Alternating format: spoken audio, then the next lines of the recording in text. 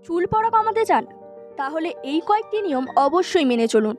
1 number, সপ্তাহে অন্তত একবার করে শ্যাম্পু করুন।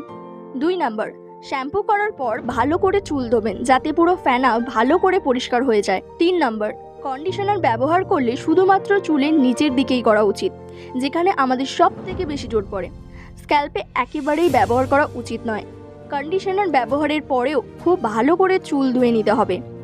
4 নম্বর, ভিজে চুল কখনোই আঁচড়াবেন না, কারণ চুল ভিজে থাকলে চুলের গোড়া সব থেকে বেশি নরম থাকে, সেই সময় চুল আঁচড়ালে খুব বেশি পরিমাণে চুল ওঠে।